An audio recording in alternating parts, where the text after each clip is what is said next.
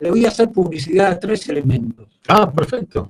En primer lugar, que anunciar que en julio o agosto va a salir la revista Artefactos, el número 7. Comentábamos más temprano con Ezequiel, sí, que estaba en preparación la próxima publicación. Exacto, cuyo tema monográfico va a ser exhomologesis, 2 puntos, no hay retorno a, punto suspensivo.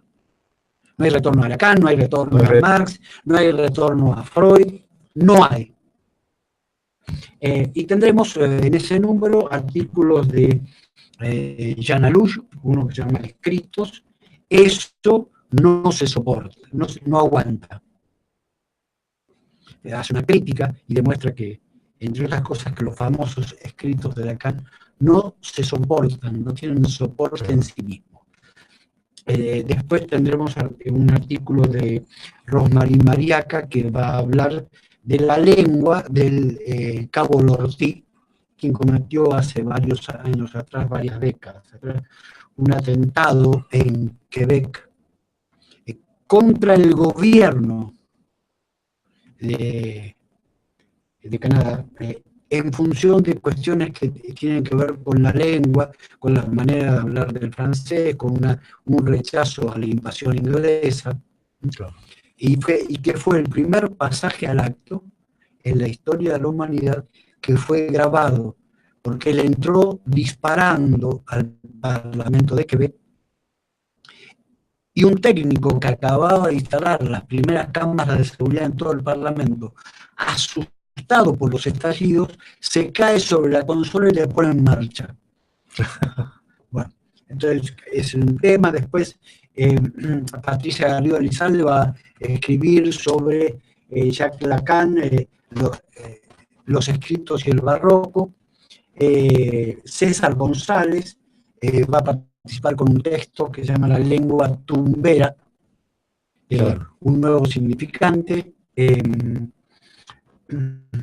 Georges-Henri Mélenot, otro psicoanalista de Francia, va a escribir un artículo de la escritura de los muchachos.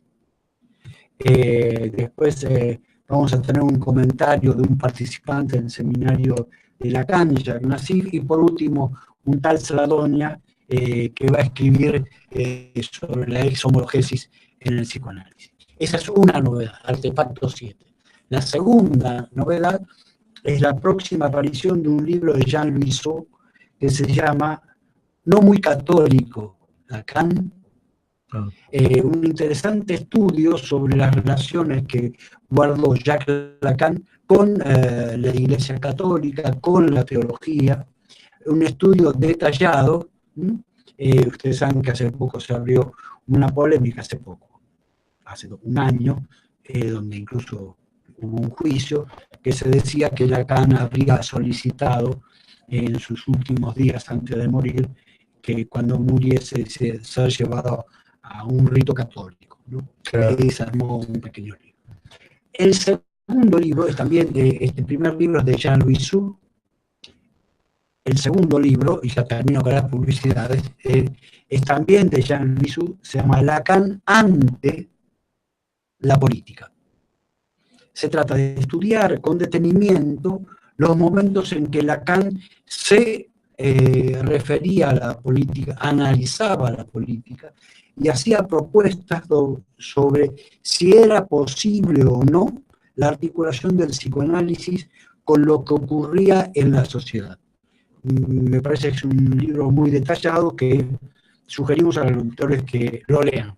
Y para que leanlo, que lo compren. Que lo compren, sí, ¿no? Y saludamos gratamente la aparición de nuevas publicaciones, porque los canillitos vivimos de las publicaciones que se editan, si no, no podemos, si no tenemos publicaciones que se acerquen a los puestos, no los podemos vender y no podemos vivir, así que, y más con la crisis editorial que está sufriendo nuestro país, de manera lamentable por la gran importación y por el exceso precio del papel. Es más económico importar un libro impreso que comprar el papel en blanco para editarlo.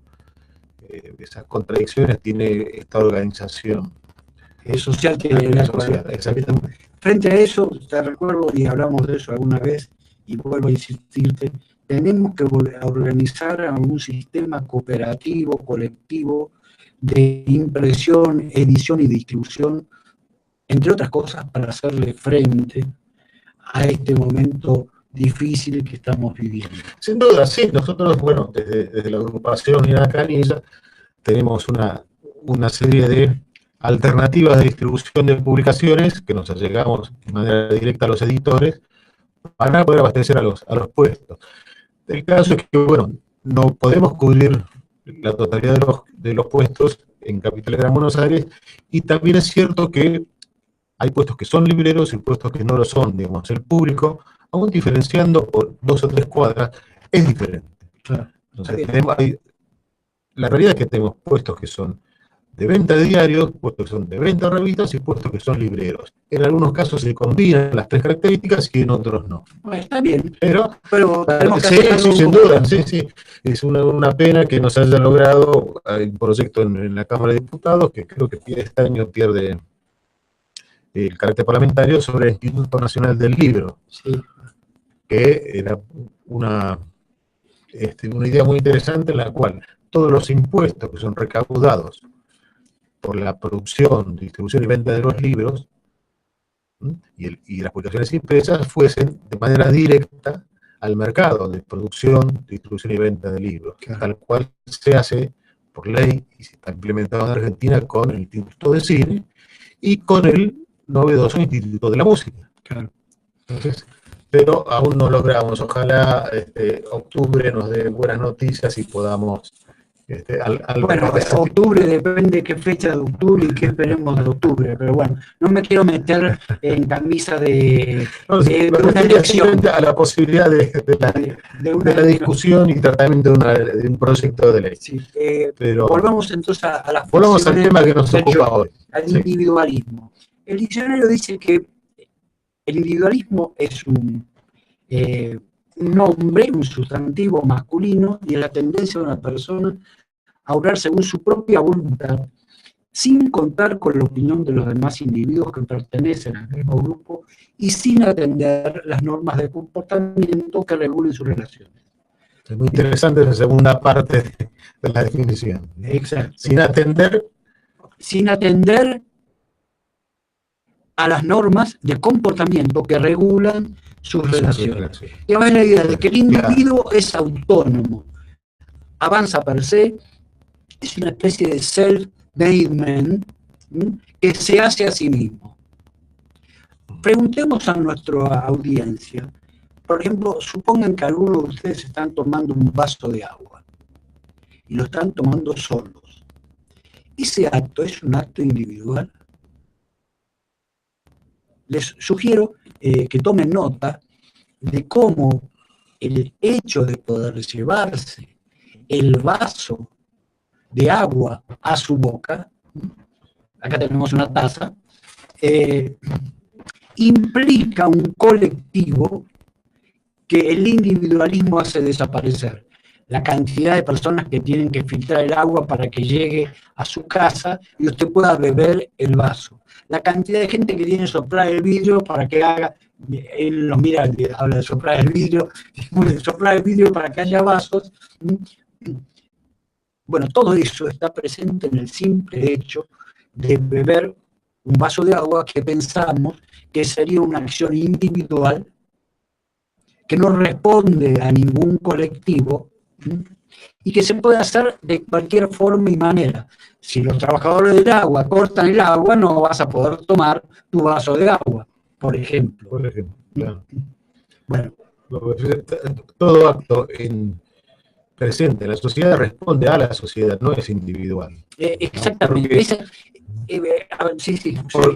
Porque todo producto, es decir, cada vez es más cotidiano ver personas subsumidas por estos aparatitos, imbuidas en su mundo individual, y en realidad es un mundo completamente producto de la sociedad, porque pero a mí me parece que este aparatito es el fenómeno colectivo más interesante que yo he conocido.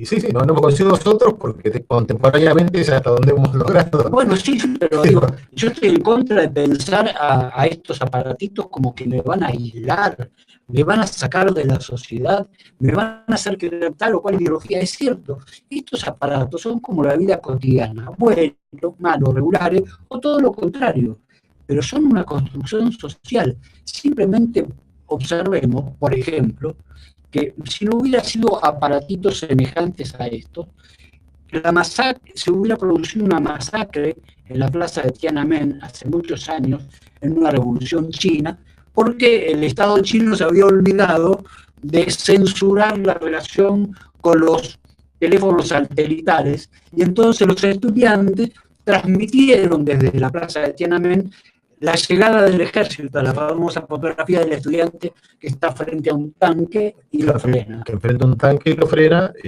luego a un lado, pero sin duda bueno, luego la misma campaña de Obama, que logra llegar a los jóvenes, su campaña, en función de los aparatitos y la novedosa herramienta llamada Twitter. Ajá, exactamente. Que ahora parece que está a punto de desaparecer porque está asediada, acechada por WhatsApp. Sí, sí, bueno, la gran diferencia es, bueno, la herramienta social que significa WhatsApp. Para nosotros los canillitas, el WhatsApp es una herramienta de trabajo, no es otra cosa. Porque gracias a los grupos de WhatsApp que armamos, nosotros armamos por afinidad de canillita, por distribuidoras y por líneas de distribución de camión. Con lo cual, el último de la línea sabe, si el primero se lo indica, a qué hora llegó el diario. Ajá. Entonces, es una herramienta indispensable de trabajo para nosotros. Pero por eso no es una herramienta que tiene la ficción de ser individual, Claro. que puede ocurrir que alguien crea que con eso queda aislado del mundo, puede ser, ¿por qué no? Pero sin embargo es totalmente colectiva. A mí me interesa esta cuestión como analista, porque a mí me parece que lo colectivo, el hecho de la vida colectiva, no es nada, sino nada más y nada menos que el sujeto de lo individual, o el tema de lo individual. Cada tema individual, desde el amor, la sexualidad, los dramas, la tragedia de la muerte, son parte de un colectivo. Nos guste o no, en la Argentina se está viviendo la introducción de nuevas formas de la muerte. Digamos, primero te matan y después se llevan el celular, si se acuerdan, y si no, simplemente te matan. O a la inversa, con una camioneta se acaba con la vida de dos personas que se creía que eran motochorros. Entonces, todo este conjunto de cuestiones son parte de las ficciones que constituyen al llamado individualismo o al individuo. Me puse a investigar y me quedé sorprendido. Marx, en el Capital, tiene más de 150 más o menos, menciones al término individuo, sin darse cuenta que de lo que se trata también, quizás no era el objeto de su investigación, no dejar que el individuo se convierta en un estatus, en algo natural. Porque si nosotros naturalizamos al individuo, ya de hecho hay una cantidad de ficciones sobre el individuo o que sostienen al individuo, poder dar cuenta. Me interesa a cada rato señalar que las ficciones que sostienen al individuo no son buenas, no son malas, no son regulares, son todo lo contrario, pero que además en sí mismas tienen despliegues que pueden ser contradictorios. Yo estoy en contra de esta ficción totalitaria de pensar de que ya con la llegada de Internet se acabó el mundo y viene el nuevo apocalipsis. Es cierto, es un apocalipsis que arrasa con una forma de vivir la cultura anterior, con otra aclaración. La cultura anterior no era la del paraíso. Claro. Digamos, el infierno existía antes de la llegada de Internet, de Facebook, de YouTube, de WhatsApp. Forma el infierno, pero también cambió de forma las maneras de acceder a la felicidad que cada quien considere que es su felicidad. A nuevos paraísos, nuevos infiernos. Exactamente. Por ejemplo, me parece que una de las cuestiones, una de las ficciones que está en tren de salida, es la ficción de ubicar que la naturaleza es natural. La naturaleza es una ficción creada por nosotros, los humanos, que hacemos una historia de la naturaleza, pero si uno va a hablar con un árbol, suponiendo que esto sea posible, al árbol no le interesa la historia natural, ni siquiera sabe que es un árbol, y no por eso deja de crecer, de dar flores. O sea, la naturaleza es una ficción, esto para señalar el carácter interesante que tienen las ficciones, que permiten dar cuenta de las cosas que nos rodean, como la naturaleza, a condición de que nos demos cuenta de que estamos hablando de una ficción que nos permite hacer cálculos ecológicos, por ejemplo, en el caso de los libros, cálculos ecológicos, para bien o para lo peor, ¿no? Hay una cuestión interesante. En la actualidad, el individuo de la posmodernidad o la modernidad, yo siempre me pierdo en esta cuestión de que si el individuo moderno o es posmoderno, mejor prefiero resolverlo por mi ignorancia vía en la actualidad. El individuo se concibe a sí mismo como no pertenece a ningún pueblo, a ninguna raza, a ningún país, no tiene relación con su familia, no guarda una relación afectiva con nadie.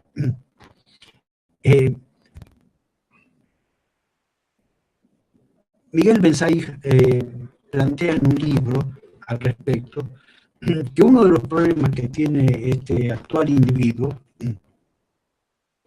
es que según él es un ensueño de pesadilla de la libertad y dominación, donde el individuo va a considerar, dice él, su propio cuerpo como un accidente.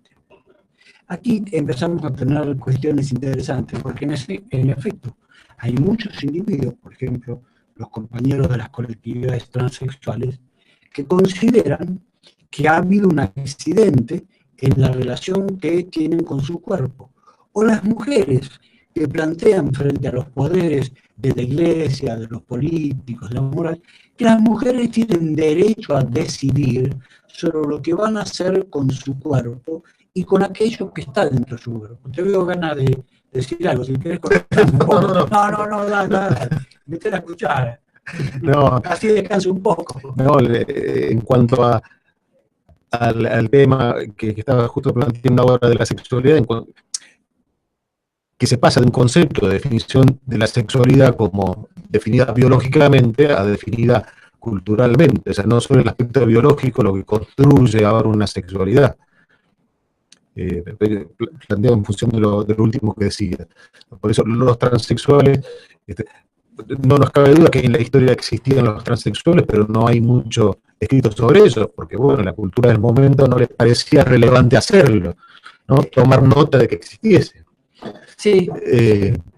Pero sí lo es en este momento, ¿no? Y en este momento se empieza a teorizar y a construir y a explicarnos por qué existen los transexuales y por qué las mujeres tienen derecho o no, porque hay quienes opinan que no, a decidir sobre su cuerpo lo que está dentro del mismo. Es muy interesante porque la ficción del individuo a la filosofía, por lo menos a varios filósofos del siglo XVIII, les planteó inconvenientes a Hobbes, a Rousseau, a Voltaire, incluso al mismo Bentham.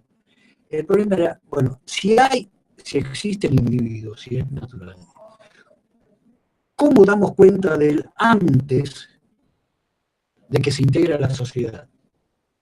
Y en segundo lugar, como llegó a señalar Kant, ¿por qué hay que hacerse cargo de incorporar a la sociedad al individuo? Kant decía, si no lo incorporamos, si no lo educamos, vamos a integrar a la sociedad un salvaje que va a ser lo peor. Esto creo que era parte de los prejuicios kantianos, ¿no? Que había que al individuo no se lo podía entrar en sociedad de forma natural. O sea, la idea era que solamente integrándose, sometiéndose a las leyes que la misma sociedad inventa, el individuo dejaría de ser salvaje. La famosa fórmula sarmientina, ¿no? Claro. De separación entre civilización y barbarie, ¿no? Que incluso Sarmiento no tenía ningún problema en indicar que a nombre de la civilización había que eliminar a la barbarie. Así es, la sangre de los gauchos solo sirve para regar la pampa, ¿no? Exactamente, exactamente. Lo mismo ha ocurrido, es interesante, aunque la pampa se termina en la provincia de Buenos Aires, si uno recorre la historia de América Latina, eso se ha ocurrido con las culturas prehispánicas, que han sido aniquiladas a nombre de la civilización y de la religión, donde la religión, la única religión considerada a sí misma como siendo la única verdadera, la religión trinitaria, tenía que terminar con las creencias prehispánicas que adoraban a diversos dioses, ¿no? Había que terminar con la pluralidad de las creencias e introducir una sola creencia. Entonces, Cuando te refieres a religión trinitaria, ¿es sexo, dinero y fama o...? bueno, me refiero, si querés, a la ficción que sostiene esta trinidad que acabas de nombrar, que es la de Padre, Hijo y Espíritu Santo. ¿Sí? León Rosicner, un filósofo argentino, algunos incluso en algún momento dicen que parece que él habría practicado el psicoanálisis, murió hace 5 o 6 años. Él indicaba que la condición para el surgimiento del capitalismo fue la religión católica. Habría que seguirle la pista a esta cuestión porque sí sabemos que la religión católica fue la primera que creó un Estado único, cuando los romanos hacen de la religión católica la religión del Estado en el momento del Imperio Romano, con lo cual la religión católica se convierte en una religión imperial. Claro, dominante, imperial, y bueno, el capitalismo es conocido y estudiado en función de las formas de producción de los monjes, es decir, cómo los campesinos se agrupan alrededor del monasterio para empezar a producir y les rinden tributo a los monjes y luego a los señores y pasan a ser los siervos de la gleba y se abandona el esclavismo como forma de producción y se pasa al feudalismo, que son los siervos de la tierra, ¿no? Ya no el hombre atado a su patrón, amo y señor, sino atado a la tierra. Yo quería, siguiendo esto que acabas de decir, volvería ahora a algo más cercano, un poco más lejos del feudalismo, no tanto, pero más cerca de nosotros, como fue la idea. Freud tenía la idea del hombrecito que estaba dentro del hombrecito, Claro. que sería el núcleo de naturaleza que le da una ficción a la existencia del yo, a la existencia del individuo. Estoy haciendo pasajes muy rápidos de ello, pero no vamos aquí a ponernos a hacer desarrollar esos temas. Pero lo que me parece interesante es que en la actualidad es una cuestión a tomar en cuenta, dado que es una fuente de poder. Claro. Una fuente de poder y de transmisión, cuando los supuestos naturales, Dios, Padre, Hijo, Espíritu Santo, han dejado de tener su carácter fuerte, su carácter performativo, entonces el sistema financiero, el sistema capitalista actual, el actual, que no es el mismo de la época de Freud, no es el mismo de la época de la... No es el mismo de hace 20 años. En absoluto, ¿no? Encuentra en el individualismo una fuente de poder. Y hay que estudiar esa fuente de poder, quizás no solo para denunciarla, sino también porque quizás no es tan mala. Insisto, en esta idea de que tengamos cuidado, que atacando la barbarie civilizada del actual capital financiero, dejemos de lado que veníamos de una barbarie, no veníamos del paraíso utópico, ¿no? De la sociedad. Yo creo que tenemos que ir dejando. Tenemos que ir redondeando, así es. ¿Y cómo hacemos? Para bueno, yo diría, es decir, en cuanto al individualismo, planteamos la vez pasada, es decir, el individuo no se realiza en función de sus actos individuales y por eso engrandece a la sociedad, sino que es al revés. Es los actos que el individuo realiza gracias a la sociedad lo que engrandece a la sociedad misma. Entonces podríamos... es el acto colectivo el que logra el individualismo. Claro, yo diría yo haría una cosa todavía peor que la que vos acabas de decir, que es que no hay individualismo. El individualismo es una formación colectiva que requiere de un colectivo para realizarse como individuo. No hay que caer en la ficción de que el individuo se crea a sí mismo. Bueno, en una época era necesario papá y mamá para que un individuo aparezca. Hoy día una probeta. Así es, tenemos sobrados muestras al respecto. Bien, ok, entonces podemos ir despidiéndonos, sí, dejar aquí la conversación y despidiéndonos de los oyentes y los espectadores de Camarita. Y bueno, continuaremos esta conversación el próximo viernes. Esperemos incluso con invitados. Estamos tratando de cerrar esas invitaciones. Y mientras tanto, no se olviden de las bolsitas porque parece que mañana vamos a tener reparto con agua. Entonces, Canillitas, público en general, hasta el próximo viernes. Hasta el próximo viernes. Agustín, saludos.